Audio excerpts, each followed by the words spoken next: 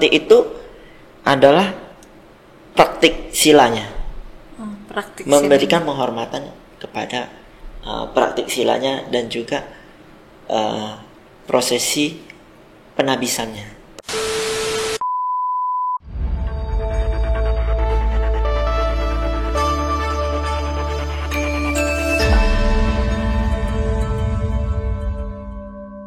Oke, halo Bante.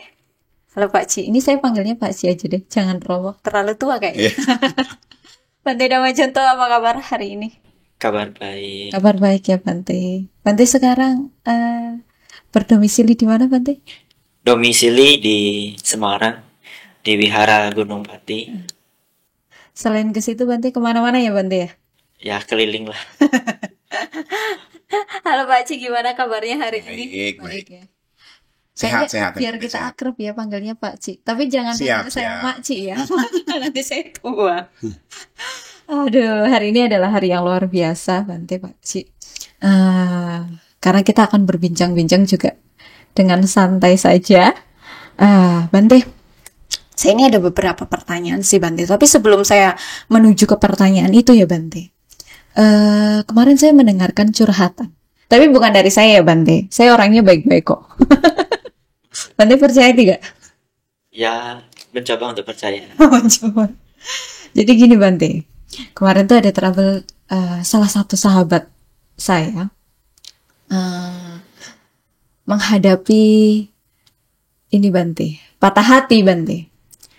Nah, ketika dia patah hati, ada pemikiran untuk mengikuti program pelatihan yang ada di agama Buddha Bante. Program di pelatihan di agama Buddha itu kan ada banyak ya Pak Ci Ya, macam-macam. Nah, salah satunya yaitu Pabaja. Tapi saya kan juga kurang paham nih Bante tentang Pabaja itu apa. Saya mau tanya sama Bante. Pabaja itu Ya oke. Semuanya namo saya di budaya, namo budaya. Namo Iya, budaya. Bante. Kalau kita berbicara tentang Pabaja, sebenarnya Pabaja itu kan pelatihan diri, di mana seseorang berlatih menjadi pabajita. Ya, pabaja itu sebagai kegiatannya, pabajita itu sebagai orangnya, orang yang menjalankan gitu ya. menjalankannya itu. Nah, pelatihan ini sebenarnya kan kalau dibilang pabaja itu kan kita di Indonesia lebih banyak mengenalnya Pabaja Samanera, Pabaja Samaneri, Pabaja Atanggasila. Oh, ada tingkatan yang berbeda ya Bante ya. Tetapi di negara-negara Buddhis sendiri sebenarnya, atau negara-negara yang mayoritas Buddhis itu, Pabaja itu tidak hanya melulu boleh pada tingkatan Samanera, Samaneri, atau Silacarini atau Atanggasilani atau ya yang dikenal Anagarini atau Meiji atau Anagarika. Di negara-negara mayoritas Buddhis sendiri, Pabaja itu justru banyak yang dilakukan itu langsung Pabaja menjadi seorang biku. Oh, jadi nggak Jadi pakai tidak, tahap-tahap gitu nggak ya? ya enggak. Tapi memang kalau persyaratan-persyaratan yang sudah mencukupi bisa Pabaja tuh bahkan jadi seorang biku, tapi biasanya tidak akan komplit atau seintens dalam pelatihan menjadi seorang samanera, samaneri dan silacarini. Karena kenapa? Kalau orang menjadi biku kan juga dianggap dia memiliki sebuah kemantapan keyakinan dan atau kemampuan dalam berlatih. Jadi programnya tidak akan sebanyak mereka yang latihan jadi samanera, samaneri. Kita kalau di daerah-daerah kan latihan Pabaja Samanera, Samaneri atau Silacarini atau Atanggasilani itu kan sudah ada programnya. Bahkan jadwalnya tuh sudah jelas programnya gitu ya. pengalamannya. Hari pertama kegiatannya apa saja, kegiatan hari keduanya apa saja, dan biasanya nanti ada di bagian-bagian terakhir benar-benar praktik wipasana, Iya, ya kan seperti betul. itu. Sedangkan di negara Buddhis ya tidak. Negara yang mayoritas beragama Buddha tidak seperti itu juga. Oh, beda ya Bante. Sedikit berbeda. Makanya sebenarnya lebih lebih eh, lebih Langsung. bukan lebih langsung, dalam arti lebih tersusun pada saat latihan samanera, dalam arti lebih terstruktur, lebih sistematis. Iya, maksudnya kalau yang di kita lebih Iya, sistematis. betul. Tapi kalau yang di negara-negara Buddhis itu Tidak langsung semua. terjun, Iya, langsung menjadi itu terjun. kan. Langsung terjun, dan banyak. Mereka ada beberapa, misalnya pada waktu-waktu liburan juga ada yang mereka memang beberapa daerah juga sudah mulai membuat seperti praktik pabaca berapa lama. Dan saya justru banyak melihatnya itu kalau misalnya praktik pabaca misalnya 1 minggu, 10 hari, 2 minggu, sebulan, itu paling sering saya lihat memang justru di Indonesia. Dan di negara-negara yang mayoritas Buddhis tidak seperti itu. Jadi pada saat kita ingin latihan ya Tinggal latihan latihan saja. saja. Kepada sebenarnya saya juga korban pabaca juga. Tetapi juga Tapi itu nggak Bante? Cuman korban pabaja atau awalnya korban patah hati dulu baru ikut nah, itu pabaja? belakangan. Jadi sebenarnya dulu saya sendiri juga awalnya sebenarnya janji dengan Bante Kemacaro sebagai guru yang menabis saya menjadi samanera. Itu juga sebenarnya saya janjian itu cuma 1 bulan. Jadi pabaja bareng teman-teman yang lain, dan tapi saya ditabis duluan dengan tidak ada program seribet dan seperti pabaja yang kita itu. Itu hanya janji 1 bulan. Janji 1 bulan. Janji 1 bulan. Jadi kalau di Indonesia yang seperti negara Buddhis ya saya gitu kan. Jadi saya hanya janjian 1 bulan, karena kenapa? Pada saat itu saya hanya ingin latihan samanera dan ikut Waisak di Candi Sewu. Jadi wah, ada keren ini jadi samanera gitu, pernah ikut apa baca atau latihan jadi samanera. Nambah-nambahin kultur VT ya Bante. Apa namanya, ikut Waisak di Candi Sewu kan pada saat itu kan rasanya Beda keren gitu ini. ya. Nah nanti kalau misalnya lepas juga pun sudah punya pengalaman pernah ikut pabaca dan pernah pakai jubah loh di Candi Sewu gitu kan. Sebenarnya seperti itu. Kalau kembali seperti yang tadi pabaca yang terstruktur itu lebih banyak saya temukan di Indonesia. Yang penting kita memang harus syaratnya sudah. Oh, itu ada syaratnya ya, kita syarat mencukupi. Minimal harus dapat izin dari orang tua. Oh, tidak boleh langsung tiba-tiba datang, Bante saya mau jadi peserta pabaca gitu juga belum tentu diterima ya Bante. Kalau di masa modern seperti ini, kita pun masih mengikuti apa yang dianjurkan Buddha, ya. Jadi harus memperoleh izin dari orang tua. Kalau misalnya mendapatkan izin, bagaimana Bante? Ya tetap bisa dipaksakan, tetapi orang yang menabis juga ada melakukan kesalahan, tapi itu kecil. Tetap bisa, tapi melakukan kesalahan karena tidak memperoleh izin dari orang tua. Izin orang tua atau pasangan ya, kalau yang sudah kalau yang sudah berumah tangga ya. Berumah tangga harus dapat izin dari pasangan. Oh, itu syarat utama ya Bante. Kalau ada juga yang bertanya, Bante, kalau saya sudah tidak punya orang tua, ya kan? Nah, Anda ditanggung siapa kehidupan Anda? Ya, misalnya kan ada mungkin orang dia tidak punya orang tua, dia juga mendapat tanggungan, misalnya dia ikut dengan omnya, dengan tantenya. Nah itu alangkah lebih indahnya berikan memperoleh izin dulu. Tetap harus izin ya Bante. Takutnya nanti seperti saya kecantol sudah 11 tahun. Bante dari 1 bulan sekarang jadi 11 tahun ya Bante. Dari Samanera sampai sekarang 11 tahun. Mantap. Pak Ci, tadi anaknya boleh nggak begini? Boleh. Nggak, kalau saya kan juga dulu pernah ikut Pak Baja sama Cik Nera juga gitu ikut. ya. Tapi yang seperti yang Bande sampaikan tadi, yang sudah terprogram. Kalau dulu itu masih cukup lama lah ya, 1 bulan. Sekarang kan makin sedikit ya Bande ya. Cuman 10 hari seperti itu. 10 hari atau 2 minggu gitu ya. Jadi kan memang Pak Baja itu kan hanya bagaimana kita kegiatan atau pelatihan mengenakan jubah, baik itu jubah biku, jubah Samanera, jubah Samaneri atau Anagarika, Anagarini, hanya praktek mengenakan jubah dan juga mengikuti aturan-aturan Ya. dalam praktik itu. Misalnya praktik biku, berarti dia harus 227 aturan yang diikuti. Kemudian Jumlahnya ya Bante.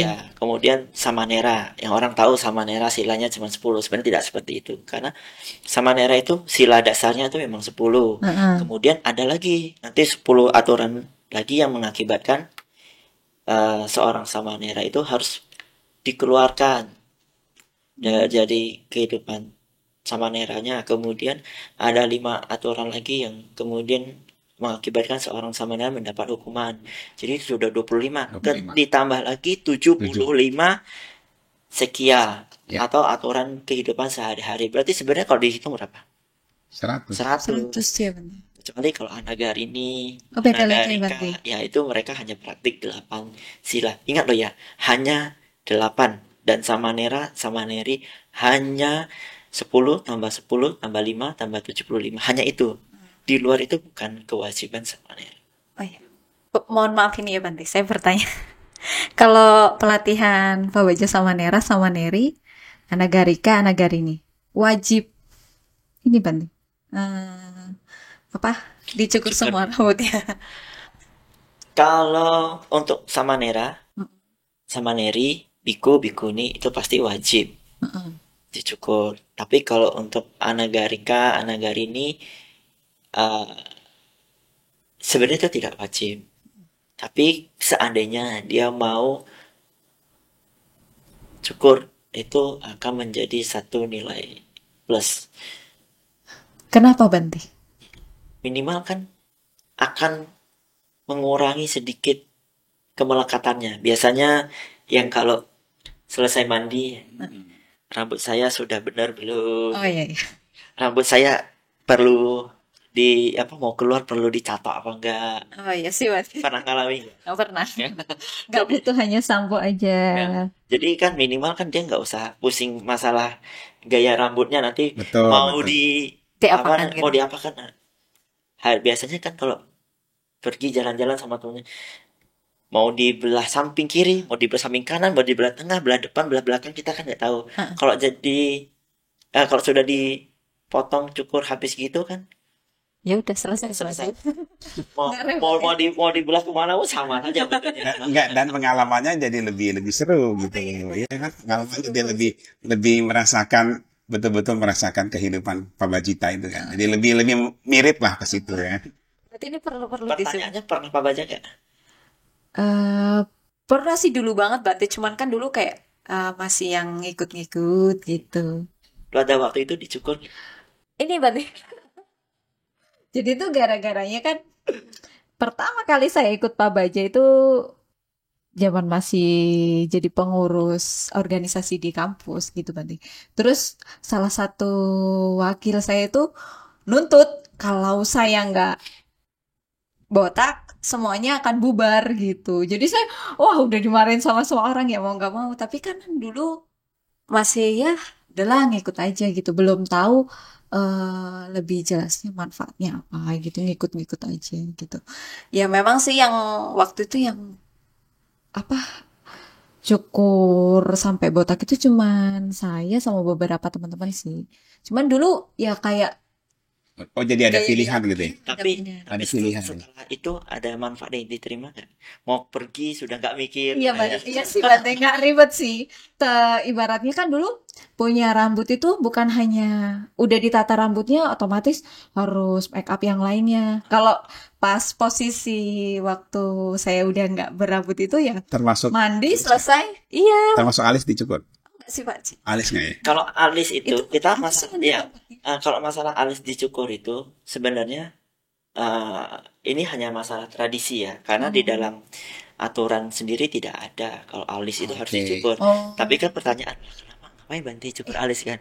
berarti Ah, karena saya orang Jawa ya Bante. Kadang itu jadi kayak mistis loh Pak Ci. kan Cukur bisa alis lihat tuh yang apa gitu. Bisa, Benar nggak sih Bante? benar. Jadi Oh, kalau benar. misalnya kita sudah cukur selesai, Mm-mm. ya kan, tapi nggak bisa langsung spontan. Jadi begitu kita cukur selesai, kita cukur alis gitu kan, kita harus nunggu besok. Besok paginya, kalau kita bangunnya jam 4 pagi, Hmm. ya kan, kita bersih-bersih diri, mau mau ke apa ke wihara, centing, kita bercermin, itu langsung bisa ngelihat. Tapi yang dilihat dewa. Oh, Ya, bukan. di cermin kita bisa lihat langsung lihat ada dewa. Tapi kalau kita selesai cukur gitu ya kan, bangunnya jam 10 pagi, nah, begitu kita bercermin, nah, kelihatan. iya, Hantunya kelihatan.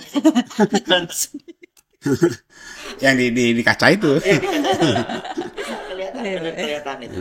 Oh. Jadi itu hanya itu saja. Dan ini hanya budaya negara saja. Oh, bukan suatu kewajiban harus cukur alis berarti. Dulu Pak Ci sampai cukur. Cukur, Cukur. cukur Kalau alis. ini cukur alis itu sebenarnya lebih ke budaya Thailand. Heeh. Nah, pertanyaan kan Banti kan banyak Banti yang tidak cukur alis. Tapi kenapa kok Banti masih apa namanya masih cukur sih alisnya? Ya supaya kalau misalnya nanti jalan-jalan ke Thailand kan gampang, gak usah cukur alis lagi. Biasanya kalau kita udah tebal gitu dicukur alisnya jadi putih kan? Heeh. Karena lama tertutup Lama jadi tertutupi. dengan alis, nah akhirnya kita cukur itu kan jadi putih, jadi kelihatannya aneh kan. Dan saya kan cukup sering ke Thailand karena ada tugas, karena ada menemui guru, karena kan masih tetap harus Oh, ya ada dari guru di sana ya juga ya Bante. guru yang menabiskan saya kan dari Thailand. Oh. Akhirnya ya, saya merawat itu. Jadi ini bukan sebuah apa ya, dan juga karena saya di upang sampah dari tradisi Thailand apa Theravada juga. Ya kenapa sih orang juga ini nggak menghabiskan terlalu banyak tenaga kok? Nah, minimal saya kan nggak, saya juga nggak. Berarti malu nggak kalau dicukur? Yang enggak, Biasa aja ya Bante. karena terbiasa sih, Iya sih. karena terbiasa. Dulu saya juga awal-awal setelah Pak Baja ya sempat diketawain sih Bante, sempat kayak ke pasar ikut orang tua dikirain anaknya sakit apa ibu? Iya, iya. Iya karena rontok dikira rontok rambutnya sebenarnya enggak sih. Tapi dulu awal-awal ya itu sih Bante cuman ngerasain sensasi mandi tuh Silit kayak langsung, wih kok kayak gini? itu di awal saja sih. Kan Sama lengket Bante. Ya di Kita kalau kaos anduk gitu kan. ya kan biasa ya, itulah makanya kalau setelah itu kan kalau misalnya sekali beberapa kali itu mungkin oke masih rasanya. Kalau sudah terbiasa perasaannya ya sudah udah biasa. ya sih. Betul. Jadi nggak melekat ya. Benar Kan sih. kalau pertama kan begitu handuan kan rasanya aneh gitu kan. Aneh. Iya, benar-benar. Ya inilah karena terbiasa saja. Saya jadi ingat tadi pertanyaan tentang patah hati ya. Heeh. Jadi baca tuh patah hati. Sebenarnya kalau kita bilang masalah patah hati ya, Heeh. ya mungkin banyak sih orang, mungkin ada beberapa biku kemudian pelarian karena Patah hati. Kalau saya motivasi awalnya itu pakai jubah yang sampai sekarang itu karena ikut pengen pakai jubah ikut waisak di Candi Sewu. Berarti waktu ikut di Candi Sewu itu berarti bareng deretan para Bante dong kan? Maksudnya deretan dengan biku-biku yang di lain. belakang. Ya di belakang, tetap di belakang. Ya, Tapi tetap berhadapan dengan umat kan ya. iya, tetap. Makanya sebenarnya awalnya itu. Jadi, tapi karena ya ini ada sedikit hal yang jangan saya ceritakan lah.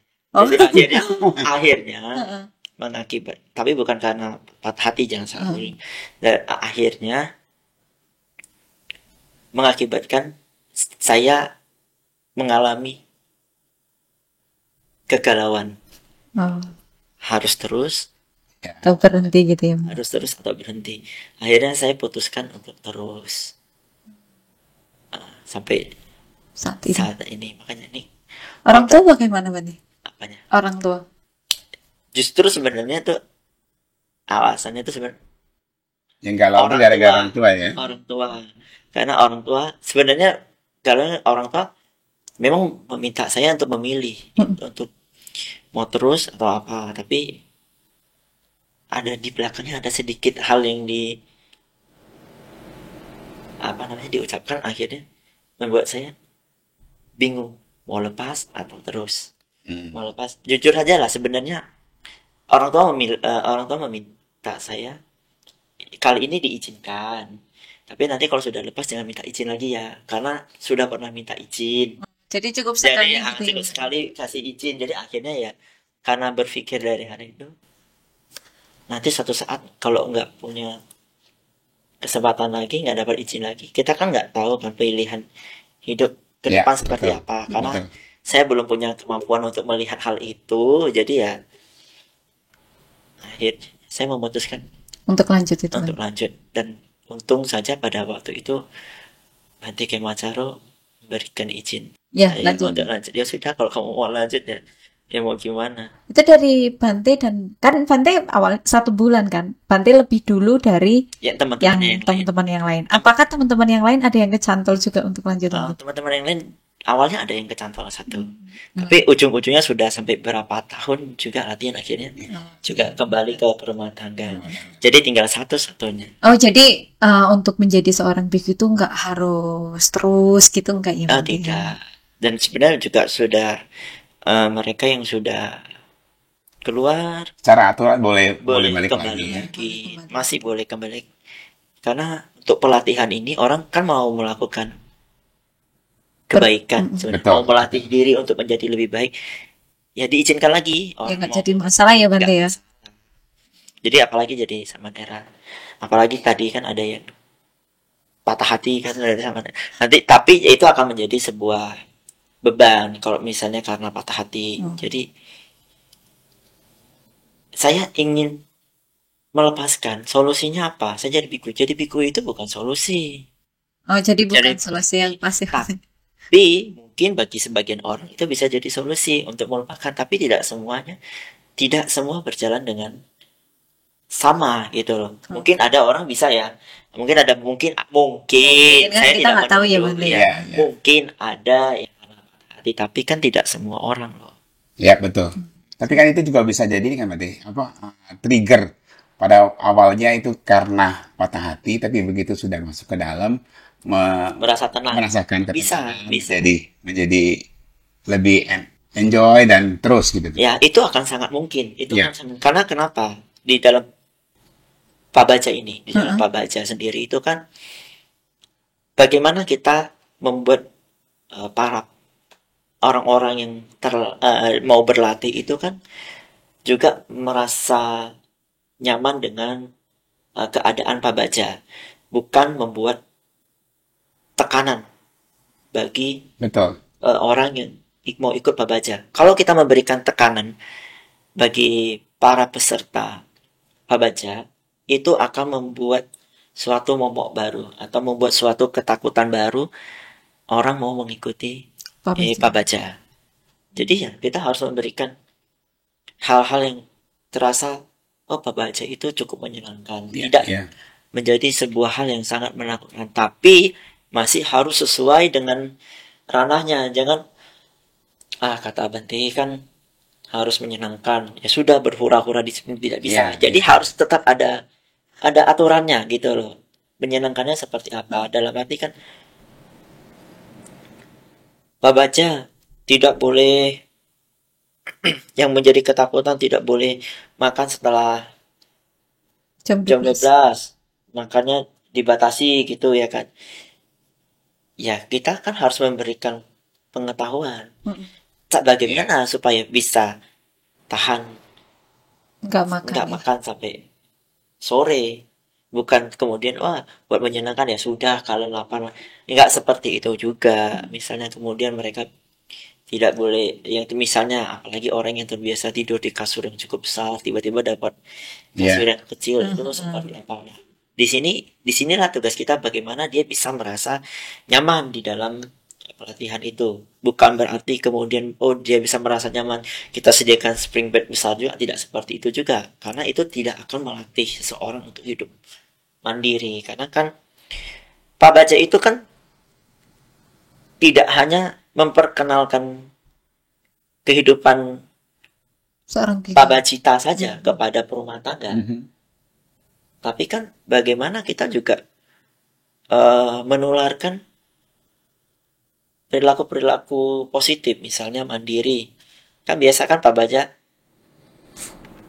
cuci jubah sendiri ya, biasanya di rumah tinggal lempar, ya kan. Kemudian makan, cuci piring atau cuci patah sendiri, biasanya di rumah tinggal Tinggal ya, taruh saja. tunggu mamanya yang cuci. Nah, di sini kita memperkenalkan kehidupan-kehidupan kepada para peserta Pak Baja itu untuk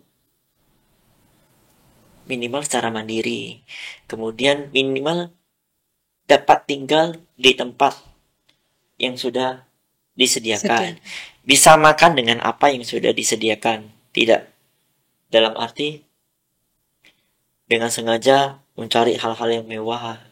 Dengan terus mengikuti, wah saya hari ini pengen makan ini. Kemudian nyari harus gitu ya. tersampaikan gitu kan. Tapi ya sudah, apa yang kita lihat itu yang kita konsumsi. Apa yang ada itu yang kita gunakan. Berarti suka tidak suka adanya itu ya harus dimakan gitu ya Bante ya. Ya gitulah. Hanya bagaimana itu kan, di situ kan kita juga bagaimana belajar menerima kondisi, menerima yang sudah ada. Bante kembali lagi dari syarat tadi Pak Baja ya Bante. Apakah untuk di Indonesia sendiri mengenai Pak Baja itu dibatasi umurnya? Misal kalaupun kecil ya jangan kecil banget, tua jangan terlalu tua banget. Seperti itu nggak sih Bante? Atau untuk bagi yang sudah sehat, siap, diperbolehkan saja ikut Pak Baja Bante? Sebenarnya Pak Baja itu kalau hanya Pak Baja sama Nera sama Neri atas Tangga Sila atau Anagarika Anagarini itu tidak ada batasan usia. Minimal usia berapa, kecuali biku ya. Kalau biku kan ada minimal usia. Cuman ya, untuk cara memperkenalkan teknik yang digunakan, kita butuh penanganan khusus dan cara-cara khusus pada peserta dengan usia yang berbeda. Karena pernah kejadian, saya pernah ikut membina Pak Baja, di mana batas usianya itu tidak ada. Jadi Oke. ada anak yang sangat kecil sekali, anak SD kelas Di 2, baur kelas 3, semua gitu. dibaur sama orang yang sudah Dewasa. kelas SMP, SMA, sudah mahasiswa, dan juga ada yang sudah berkeluarga. Itu menjadi sebuah tantangan. Dalam arti pada saat kita memberikan materi kepada anak kecil yang agak remaja dan yang agak Sudah dewasa tidak pasti beda ya, tertarik ya. karena Nggak ngerti. kayak anak kecil gitu kan. Sedangkan pada saat kita memberikan materi kepada ke peserta dengan cara pemberian materi kepada misalnya mereka yang mahasiswa yang kecil akan merasa bingung karena mereka tidak paham. Nah, di situ yang mengakibatkan kita perlu membatasi usia Pak Baja usia sekian sampai ujian sekian. Betul. Biasanya kita ada Pak Baja Pak Baja anak-anak ya, Romo ya. Ada Pak Baja anak-anak, kemudian Pak Baja remaja, Betul. kemudian ada Pak Baja untuk para mahasiswa. Nah, ini kita Harus berpikir kategorikan. ya kategorikan karena kenapa? Kontennya dan juga tekniknya itu berbeda. Anak-anak misalnya kita suruh harus pagi-pagi sekian bangun sarapan sekian sekian sekian sekian, itu akan sedikit sulit. Tetapi anak-anak itu akan merasa nyaman kalau ayo anak-anak, ayo adik-adik, ayo kita bangun ya, dengan cara Ya, coba ya. coba nanti dengan yang sedikit remaja atau dewasa, ayo kita bangun ya, dikirain ada apa-apa lagi nanti kan. Ya. Oh iya. Ini kenapa kok bantunya begitu? Nah, kalau kepada anak-anak, ayo adik-adik, ayo kita bangun, ayo kita bangun, cuci muka dulu ya, ayo. Ini ada perlakuan, teknik perlakuan yang Harus dilakukan ya. ya ini berbeda, tidak bisa disamakan. Jadi kalau untuk konteks seperti meditasi dan lain sebagainya juga harus dibedakan dong Bante. Iya dong. Iya, iya dong. Karena Iya, kan Pak, kapasitas misalnya kemampuan seorang untuk memahami materi, apalagi Betul. tentang meditasi bawana itu tidak bisa. Saya bicara dengan Romo Akyong tentang bawana, dengan saya bicara tentang bawana dengan Mbak Meta juga berbeda. Karena kita harus melihat dulu Romo Akyong kapasitas pengetahuannya sampai mana. Berarti ya kapasitas pengetahuannya sampai mana. Iya. Tidak bisa disamakan. Makanya disinilah dibutuhkan untuk memberikan kategori pelatihan seperti itu. Ya, dan tempat juga pernah ada Pak Baja Pandita juga sih. Oh. Nah, jadi ada kategori khusus sendiri lagi untuk Pandita. Dengan Jadi materi yang nggak sedikit beda juga. Iya. Dan juga misalnya orang, oh, Pak Baja untuk para wanita. Jadi bersama dengan wanita Buddhis Indonesia Pak Baja. Ah, itu boleh Iya, gitu loh. betul. Bisa. Kemudian mau Pak Baja misalnya khusus di sekber di sekber semua sekber. Oke. Pak Baja para sarjana yang sudah sarjana dari CTU bisa. Jadi apakah materinya sama? Intinya sama. Intinya sama. Tapi konten yang akan disampaikan dengan cara yang disampaikan pasti berbeda. Ya. Sesuai kategori ya Bante, Pandita ya Pandita, Iya. kelasnya Pandita. Wanita Buddhis ya wanita Buddhis, ya untuk remaja ya remaja, untuk yang sekber, yang CD ya CD, yang usianya untuk sarjana profesional gitu ya Bante. Jadi itu tidak bisa disamakan ya Bante. Nah Bante, bagaimana dengan konsep Pak Baja anak-anak di Pak Ci? Pak Ci pernah lihat Pak Baja anak-anak nggak sih? Ya, beberapa kali menemani lah ya, jadi panitia sih pernah lah. Oh, pernah. Beberapa kali dulu kali ya yang lagi gencar-gencarnya Pak Baja itu ya di Aceh pernah, di Gadok tuh pernah, tempatnya Bantenya Nametri itu sering tuh. Waktu beliau masih stay di sana ya, sebelum pindah ke Lampung, itu sering mengadakan Pak Baja di sana. Kita bantulah panitia. Karena ngerti dikit-dikit lah ya, sudah pernah ikut Pak Baja kan, jadi punya pengalaman. Terus juga waktu itu kan di Sekber juga jadi ikut bantu Gabi gitu ya. Yang ngadain kan juga dari Gabi ya. Jadi ya ikut bantu lah. Kalau konsep untuk anak-anak nih Bante, kalau dalam Pak Baja tersebut kita sisipkan suatu hal yang happy, permainan itu boleh nggak sih Bante? Atau mereka juga harus tetap sesuai dengan peraturan sebagai seorang pabajita juga? Oke, kalau untuk anak-anak ya, karena begini. Karena buatnya anak-anak kan sering ini loh Bante. Iya, karena begini. Kalau kita lihat dulu anak-anaknya anak-anak usia berapa. Karena kita tidak bisa bilang oh boleh atau tidak boleh. Memang ini juga akan menjadi sebuah pemahaman yang berbeda. Semua orang pasti memiliki pemahaman yang berbeda antara boleh dan tidak boleh pada saat tentang hal ini.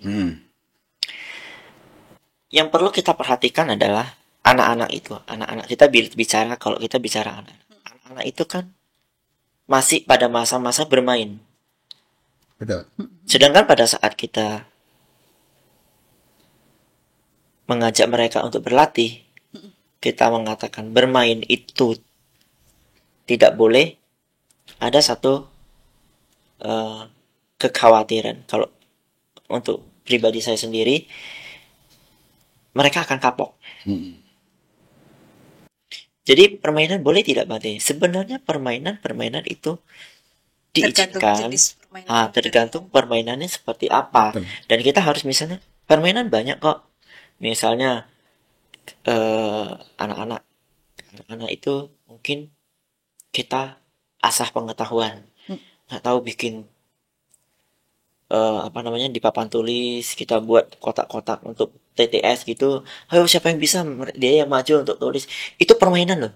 Tapi permainan itu kan permainan yang edukatif gitu loh, dan anak-anak itu akan berbahagia gitu loh. Kecuali kita ayo semua kita main bola. Nah, itu yang akan mungkin menjadi sebuah pertanyaan, dan apakah itu diizinkan atau tidak. Tapi kalau dalam hal edukasi itu kan banyak sekali permainan-permainan edukasi yang dalam arti itu pikiran juga digunakan, keterampilan jasmani juga digunakan. Jadi secara kognitifnya itu jalan, secara psikomotornya juga jalan.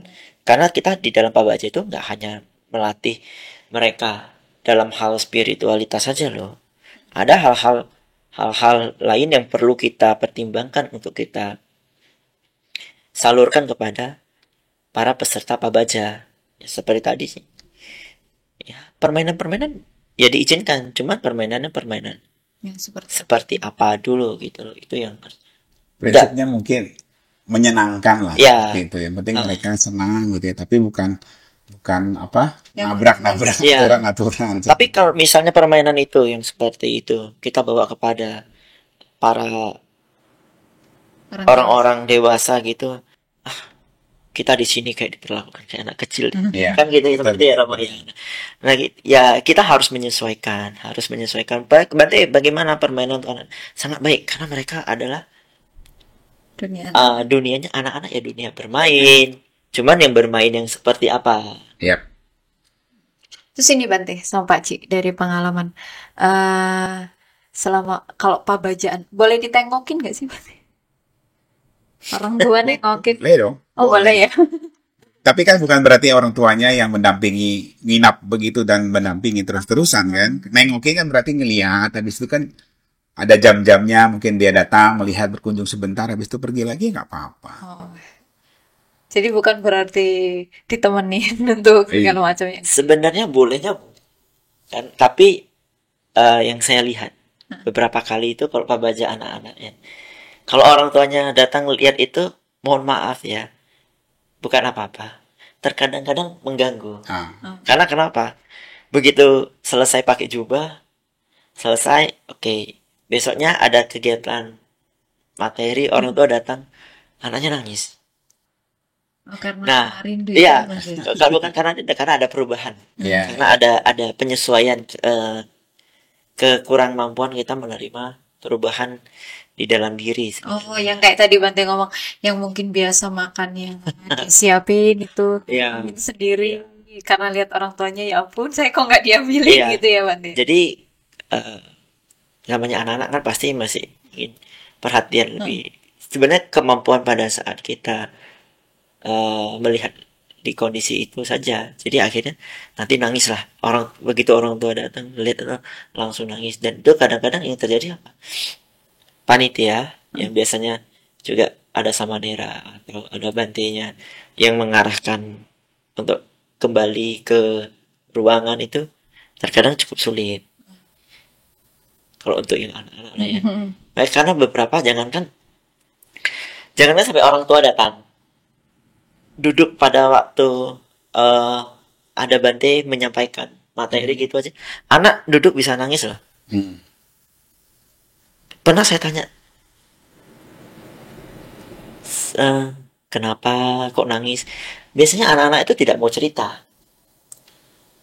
Dia cuma nangis saja karena dia tahunya mengekspresikannya hanya dengan nangis, karena dia ada hal-hal yang yang berubah di dalam dirinya yang tidak biasa dilakukan sehari-hari itu, yang mengakibatkan ya dia menangis di sana. Kita tanya ibu, kenapa Ayu sama Nera kenapa nangis, ditambah nangis gitu kan. Makin kenceng ya Bante. Biasanya tambah kencang, ya sudah, yuk kita ke belakang. Bisa, kalau saya biasa menghadapi seperti itu, ayo kita ke belakang dulu, jangan duduk di situ dulu, yuk. Yuk dong. Kenapa, ada teman yang nakal nggak ada. Terus kangen sama orang tua nggak, ada bantinya yang jahat sama kamu nggak. Yo, terus kamu kenapa nangis? Nggak tahu Banti, cuma pengen nangis aja. Pernah beberapa kali seperti itu. Jadi memang kalau menurut saya itu sepertinya kondisi dia yang belum belum bisa menerima perubahan. Belum Jangan bisa beradaptasi. ya, kalau Romo pernah baca nggak? Iya. Nah, mungkin pada waktu baca biasanya juga hari pertama mungkin ada beberapa orang juga sulit tidur karena dia Iya, betul. tidak terbiasa dengan yang seperti itu. Nanti selimutannya cuma hanya pakai jubah. Ya, apalagi kalau kita kan kalau di program itu kan biasanya kan rame-rame. Dalam satu ruangan itu kan tidak sendirian, rame-rame tidurnya itu kan berdekat-dekatan. Gitu kan juga jadi banyak juga yang Ya, punya kelebihan. ya kelebihan. Ada musik-musik tertentu malam Ada paduan pada suara. suara. Suara-suara tambahan. Nah, kadang itu kan mungkin ada beberapa orang ya sudah tidak masalah. Ya. Mungkin ada orang kan beberapa kan menjadi Oh, tidak bisa berisik. ya, karena ya disinilah kemampuan kita menyesuaikan. Kalau yang dewasa kan mungkin kan dia akan oke, atau apakah saya pindah di pojokan yang agak atau apa. Tapi kalau anak kecil kan enggak. Anak kecil kan bagaimana melakukannya, ya cuma nangis. Sedangkan kalau orang tua, jangankan apa, cuma seperti itu aja bisa nangis, apalagi kalau sampai orang tua datang ya. Iya. Kadang itu nangis. Kadang ditanyain juga sama saya juga dampingin orang tuanya, misalnya tenangin anaknya yang sedang nangis. Orang tua juga, kamu nangis kenapa? Enggak kenapa-napa. Ya tiba-tiba pengen nangis aja memang. Ya itu memang mungkin jiwanya anak-anak memang seperti itu ya. Jiwanya. Terus ini Bante, Pak Ci. Tadi juga berbicara tentang pengalaman Bante yang di Candi Sewu. Bante kan bilang ikut Waisak di sana kan ya. Berarti kan itu berhadapan juga dengan umat ya Bante. Ya. Berarti kayak anak-anak ataupun anak remaja gitu, ketika mereka berlatih pabaja, ada satu event kayak gitu. Pasti otomatis ketika berhadapan dengan umat akan memberikan penghormatan. Nah, Bante itu akan jadi kesenjangan nggak sih Bante? Ini cuman berlatih tok, sedangkan ini orang tua memberikan hormat kepada seorang Samanera. Itu bagaimana? Ya, oke. Untuk hal ini sebenarnya ada beberapa pandangan yang cukup menarik sebenarnya. Ada yang memiliki pandangan ini adalah hal yang baik, ya kan. Jangankan saya sendiri dengan Romo juga kan secara usia Berbeda. cukup berbeda lah. Iya. Ya kan? Gak perlu saya tanya beda berapa ini. Tidak usah. Kalau kan kelihatan, kalau Romo kan sudah mulai meninggalkan dunia gelap. Ya kan, kata Bante sudah meninggalkan dunia hitam. Jadi pada saat hal seperti itu terjadi pun kan tidak hanya pada saat acara saja, Waisak atau Katina, Asada, Maga Puja, bahkan hari-hari biasa pun kan Iri dan yang lain sendiri, walaupun dengan usia yang cukup senior, itu bernamaskara kepada seorang biku. Betul. Atau bahkan kepada seorang Samanera sekalipun ya. Betul. Kalau kita pandang hal ini, yang dihormati itu bukan jubahnya saja, karena jubah ini kan hanya sebagai aksesoris, dalam arti jubah ini fungsinya kan hanya untuk melindungi tubuh para pabacita saja dan membedakan antara coraknya saya dengan Romo Ageng. Kalau saya pakai seperti Romo Ageng pasti orang akan bertanya-tanya. Dan Romo Ageng tiba-tiba pakai seperti saya, orang sebenarnya nggak bertanya-tanya. Orang akan memberikan dukungan luar biasa kayaknya. Jadi kalau kita bicara, jadi masalah nggak sih? Yang dihormati itu adalah praktik silanya, Praktik memberikan penghormatan kepada praktik silanya dan juga prosesi penabisannya. Orang bisa praktik 8 sila, orang bisa praktik 10 sila, tapi mereka apakah sudah berani. menjalani prosesi untuk penabisannya? Belum, karena ini prosesi Oh iya. penabisan itu kan sesuatu hal yang sakral, bukan hal yang main-main loh. Bukan cuman hanya Iya. ikut-ikut aja, Iya. pakai jubah Iya. gitu enggak ya Bang? Karena kalau mau dibilang, misalnya Anagarika latih 8 sila, umat bisa juga, umat rumah tangga pada hari-hari tertentu juga bisa praktik Atas sila. atas sila. Sila, aman. Jumlah silanya juga sama. Jahit sabu ya Pak Ci ya. Biasanya. Iya, ya. Posata lah biasanya. Posata. Ada yang cek capgo, ada yang cek capgo, CP, jisa, terserah. Yang penting niatnya adalah baik untuk melakukan apa. Dan ini biasanya mau dekat Waisak ini ada 1 bulan seperti sila itu kan berumah tangga. Jadi apakah itu masalah? Misalnya kemudian orang yang lebih tua memberikan nama sekara, ya nggak masalah, karena yang diinginkan adalah yang bernama sekara itu dengan kerendahan diri memberikan penghormatan kepada orang yang telah berlatih lebih dari aturan yang dilatih oleh para perumah tangga itu sendiri. Kami yang sama saja, sesama para biku saja, yang jumlah latihannya sama saja, juga memberikan penghormatan kepada biku yang lebih senior, walaupun beliau lebih muda mungkin. Usianya. Secara usia lebih muda, tapi secara masa kebikuan atau masa wasanya beliau lebih senior.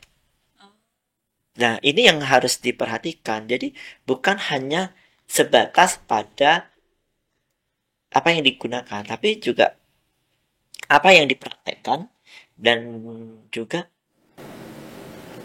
prosesi penabisannya itu loh yang menjadi acuan. Karena kan dimulai walaupun baru 1 detik saja selisihnya, prosesi penabisan itu selisihnya 1 detik saja, dia sudah senior dan dia tuh wajib dihormati. Walaupun hanya beda. Iya, apalagi yang perumah tangga. Nah, ada beberapa orang memiliki persepsi bahwasanya, nah bagaimana berarti kalau dia sudah jadi samanera nih ya, kemudian dia memberikan penghormatan atau nama sekara kepada orang tuanya atau sudah jadi seorang biku. Nah, ini masih menjadi masih menjadi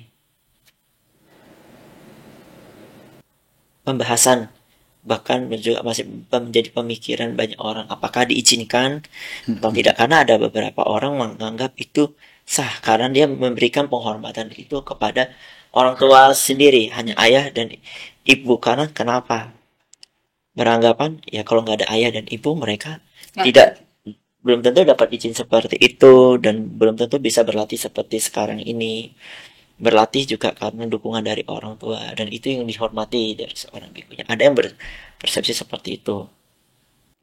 Ada yang mengatakan ya harusnya ya orang tuanya yang nama sekarang kepada biku itu, karena mau bagaimanapun pelatihan silanya lebih banyak yang berlatih sebagai biku atau samanera itu. Nah, terus yang betul yang mana? Semua akan menjadi betul dengan persepsinya masing-masing. Dan semua akan menjadi salah juga dengan persepsinya masing-masing. Nah, yang ini kalau mau jadi betul dan salah itu ya seharusnya ya kita melihat kembali, dibahas kembali. Ada nggak acuannya yang mengatakan itu boleh dan atau tidak boleh? Kalau saya sendiri jujur, saya tidak begitu paham apakah orang tua atau apakah anak yang menjadi biku boleh tidak bernamaskara kepada orang tuanya. Saya tidak berani mengatakan tidak boleh, dan saya tidak berani mengatakan Itu boleh. itu boleh. Kalau orang maksudnya Bante, kalau orang tua yang bernamaskara Iya. ke Ke biku biku itu itu wajar, biasa, biasa. sudah biasa. Kita, kalau yang biku bersujud ke orang tua begitu kan ya. Ya, Nah, itu yang kan kadang kan menjadi pertanyaan juga kan. Itu kalau saya sendiri saya tidak berani mengatakan tidak. boleh atau tidak, karena itu di luar kapasitas saya. ya. Mungkin biasanya kalau itu dilakukan biasanya dalam ini berarti maksudnya lebih ranah privat kali ya. Dia datang ke rumah orang tua mungkin sesekali gitu kan, kemudian ketemu orang tua, istilahnya mungkin tidak sampai namaskara, tapi mungkin menghormati, terus, sungkeman gitu-gitu ya. Itu sih kalau menurut saya pribadi sih, secara pribadi sih oke-oke aja. Tapi kalau lagi di acara rame-rame, di tempat yang umum, rasanya memang tidak Aneh pas sih, ya. gitu, tidak pas kalau kalau Terlihat orang lain. iya, Akan bikunya yang timbul namaskara. pertanyaan juga gitu Malah ya. malah memang harusnya orang tuanya yang hormat gitu kan. Ya, karena begini juga, kita mengutip juga salah satu dari Manggala Sutta ya. Kan menghormati orang yang patut dihormati adalah berkah. Kita harus tahu bahwasanya orang yang patut dihormati itu bukan hanya biku, bukan hanya orang tua. Anak kecil juga perlu Ya, dihormati. Tapi bagaimana memberikan penghormatan kepada anak kecil? Memanggilnya dengan cara yang baik itu memberikan penghormatan loh. Misalnya dia namanya A, ya kalau bisa ya kita panggil A. Oh, jangan woi ya, Bang. Nah, ini maksudnya ini adalah satu cara bagaimana kita menghormati, memberikan penghormatan itu sebenarnya mudah. Tapi kadang-kadang kita tidak paham, ya akhirnya kita mempersulit diri sendiri. Oh, masih anak kecil kok harus dihormati. Ya nggak seperti itu. Semua orang harus dihormati, cuman caranya kan masing-masing. Ya. Berarti boleh bertanya agak sedikit apa ya? Mau ngatain sensitif atau enggak tahu ini Bante. Bagaimana perasaan Bante? Ini saya tanya perasaan Bante. Waktu di Candi Sewu kan ramai ya Bante. Bante kan pertama berlatih. Melihat umat pasti banyak kan ya Bante kalau kayak gitu. Bersujud. Itu apakah itu adalah salah satu yang menggugah hati Bante untuk melanjutkan berlatih ketika Bante merasakan diberikan penghormatan dengan orang yang banyak gitu? Apakah itu juga menggugah hati Bante atau bagaimana? Atau perasaan Bante biasa aja atau ya udah aja? Malah jadi beban gitu. Begini, kalau kita bicaranya pada waktu itu ya. Pada waktu itu saya jujur, saya masih ingat pada waktu itu. Saya tidak ada memikirkan orang bernamaskara atau apa. Yang saya pikirkan ada, saya bahagia, saya bisa pakai jubah, ikut Waisak di Candi Sewu. Pada waktu prosesi pun, saya masih, pokoknya saya bahagia. Karena pada waktu itu saya ingat, itu kan baru pakai jubah sekitar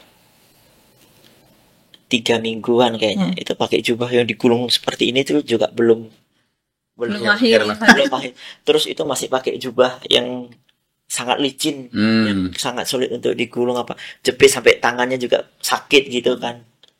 Itu saya juga diminta bantuan untuk pegang patah untuk pemberkahan. Tahu yang terjadi, hampir semuanya melorot juga. Tapi saya nggak mikirkan bagaimana saya dihormati atau yang saya pikirkan, saya bahagia loh, saya bisa ikut Pak Baca di Candi Sewu pakai jubah, disuruh pegang patah untuk ikut pemberkahan lagi. Pengalaman yang sangat belum tentu orang punya itu ya Bang. Ya yang penting ya bisa pakai. Pada waktu itu cuman gimana ya, pengen sensasi untuk pakai jubah. Begitu sensasi itu terpenuhi, nah inilah sensasi terakhir. Tanpa sensasi berjalan sama Mat 11 tahun. Berarti dari sekian baju bermerek ini paling nyaman gitu dong, Bang. Kalau boleh dibilang ini paling bermerek. Tapi jangan salah loh. Jangan salah. Saya boleh tanya sama Romo Ageng sendiri aja. Kalau punya punya anak, Mm-mm. Romo Akil punya anak 3. 3. Kalau begitu ada tren pakaian baru, biasanya dicari apa? Tren yang kalau bisa diikuti. Iya, Ini ada iya, tren iya, baru, betul, ada ini, betul. ya kan promo kan. Yang dicari tren yang terbaru. Desainernya tuh juga sudah berubah-berubah. Sedangkan ini desainernya tuh cuma satu. Desainernya 2.500 tahun yang lalu loh. Ini adalah desain pakaian 2.500 tahun yang lalu loh. Kurvakan ini Bante. Dan masih Ngetren ngetren aja. sampai sekarang loh. Buktinya Romo Akil masih sering cari saya. Ya. Sering cari saya loh. Berarti trendinya lebih trendy Bante ini. Iya juga sih Bante. Jadi kalau kita mau bilang jubah ini adalah pakaian dengan tren yang tidak pernah berubah dari masa ke masa. Tidak pernah turun sedikit pun nilai trennya. Kalau kita mau bilang ya, yang paling pakaian dengan tren yang paling canggih dipikirkan dari dulu, ya selembar kain seperti ini. Dulu Pak Ci begini juga nggak? Oh iya ya. Sepeda. Ya seperti Bapak bilang tadi, latihan pakainya itu yang pertama kali yang susah sekali memang gelinting-gelinting gitu. Apalagi zaman dulu kayaknya memang bahannya lebih yang licin-licin itu ya, Pak. Kemudian Kalau sekarang lebih ukuran jubahnya juga kecil. Oh nggak selebar. Oh kan ada beberapa tradisi kan ya? Iya. Kalau yang mungkin yang dengan tradisi Mahayana mungkin akan lebih mudah Gitu ya. cara pemakaiannya. Sebenarnya juga kita belum digulung kalau seperti lagi pabaja kita semua pakai ya. ya, Sebenarnya sama. juga tradisi yang digulung seperti ini juga bukan tradisi awal juga sepertinya. Ini juga kan tradisi di Thailand. Coba lihat saja. Betul. Biku-biku di Myanmar, biku-biku di Sri Lanka, biku-biku di Kamboja yang hanya apa? lipat dua Dilipat gitu. saja dan pergi kemana-mana juga bahu sebelah kanannya juga dalam posisi itu. Ya. Apakah Anda berani menyalahkannya? Enggak sih Bante. Enggak kan, sama. Jadi ini juga Betul. cara pemakaian dari Thailand saja. Tapi karena kita di sini lebih dekat dengan yang di situ untuk yang Therawadanya, ya kita menghormati dan kita gunakan nggak masalah. Oke. Berarti pabaja ini bukan sesuatu hal yang main-main ya Bante. Bukan hal yang main-main, tapi bukan hal yang menakutkan. Ini pertanyaan terakhir Bante. Pak Ci ada pertanyaan? Nggak mungkin perlu ditanya itu. Kalau saya punya pengalaman gini, Bante, waktu awal ikut program pabaja itu ya, orang tua itu kan khawatir sekali gitu ya, karena mungkin waktu itu sempat memang aktif sekali di wihara.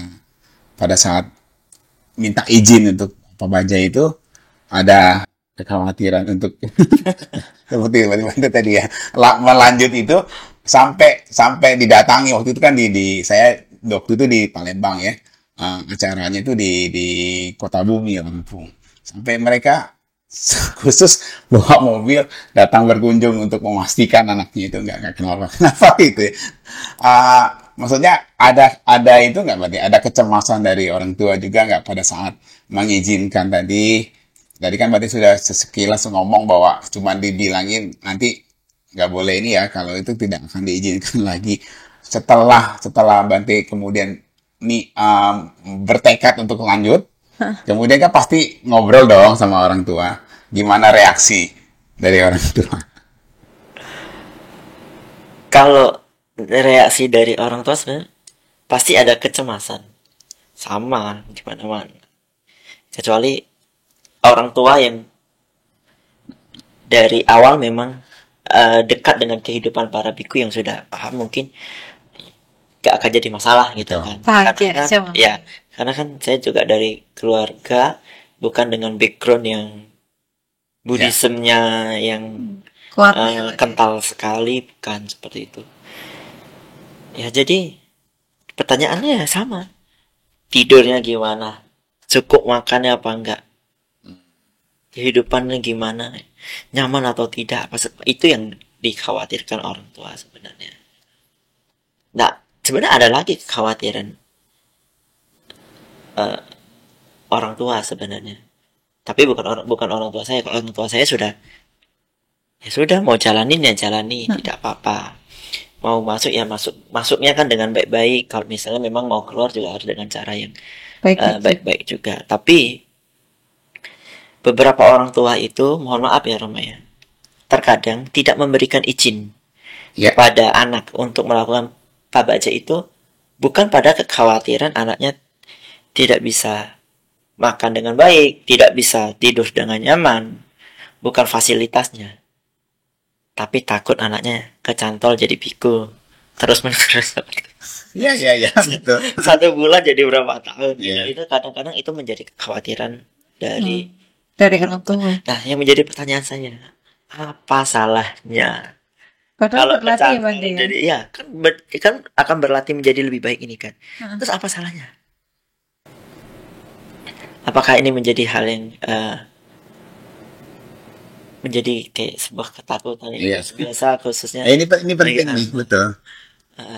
Jadi gak usah ditakuti kalau anaknya mau menjadi atau mau ikut pabaca dulu ya, supaya kita bisa lihat dulu ketahanannya untuk praktik itu, berada di dalam itu seberapa lama, seperti apa.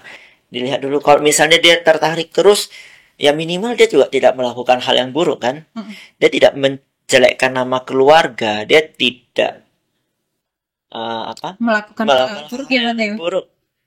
Minimal dia bisa menjadi lebih baik, atau minimal mohon maaf minimal terlihat lebih baik.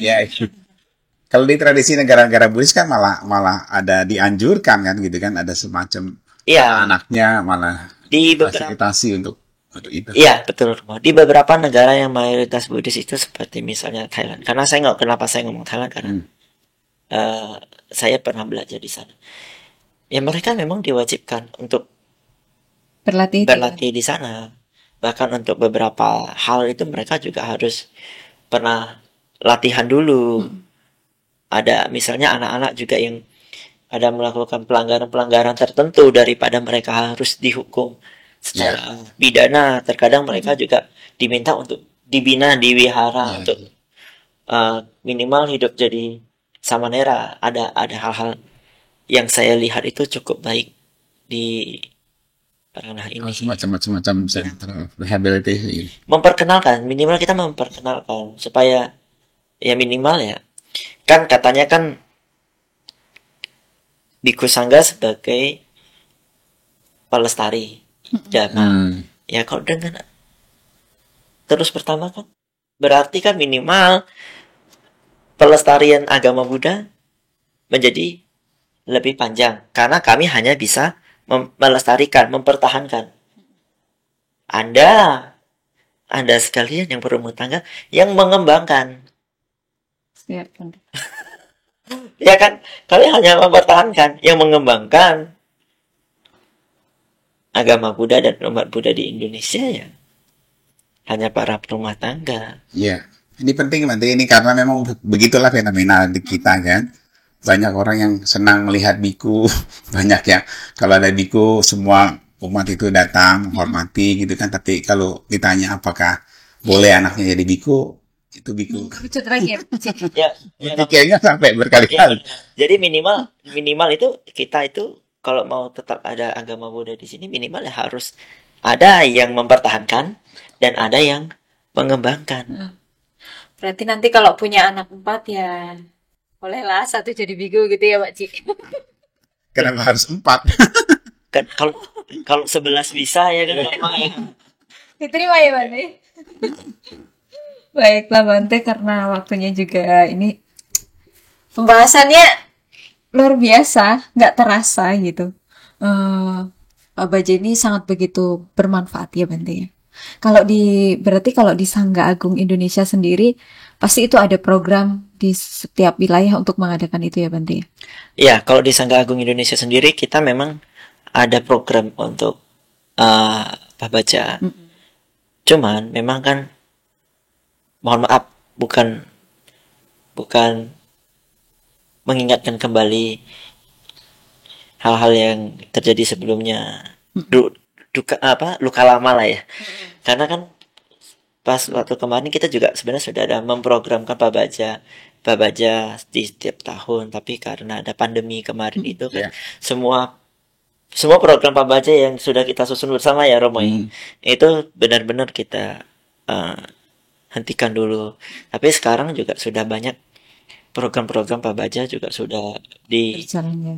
berjalan lagi, dan kita juga memberikan kesempatan juga untuk umat Buddha untuk mau berlatih dengan program yang sudah disusun oleh Sangga Agung sendiri untuk mengikuti kegiatan Pak Baja. Ya minimal kalau yang tidak dilakukan oleh Sangga Agung melalui sekretariat wilayah, ya minimal kan ada beberapa wihara yang dibina oleh para biku-biku dari Sangga Agung yang melakukan Pak Baja. program Pak Baja. Jika sudah memungkinkan, persyaratannya sudah mencukupi, ya sangat dianjurkan sekali untuk mengikuti supaya tahu Iya, bagaimana kehidupan di kebikuan, bukan hal yang menakutkan. Betul. Bukan hal yang menakutkan, ingat teman-teman, ikut Pak Baja itu bukan hal yang Makanya jangan ditakut-takuti. Oh nanti jadi sebenarnya begini loh, jadi begitu, jangan ditakut-takuti. Jadi harus memberikan hal yang positif lah bagi mereka yang ingin mengikuti kegiatan Pak Baja. benar sih. Yap. Toh berlatih baik bukan untuk berbuat kriminal ya Bante ya. Sekali-kali dalam seumur hidup perlu ya Pak Ci ya. Iya. Oke, terima kasih Bante, terima kasih Pak Ci untuk hari ini yang luar biasa berbagi tentang Pak Baja. Harapannya ya untuk para umat Buddha ya, untuk orang tua bisa mendorong anak-anaknya untuk berlatih Pak Baja, atau orang tuanya mau berlatih Pak Baja juga boleh ya Bante ya, karena Boleh. dalam setiap pelatihan Pak Baja itu tersedia untuk baik itu anak-anak, remaja maupun dewasa. Mungkin itu saja, saya akhiri. Selamat siang, Namo Buddhaya Bante. Namo Buddhaya. Mau budaya. Terima kasih.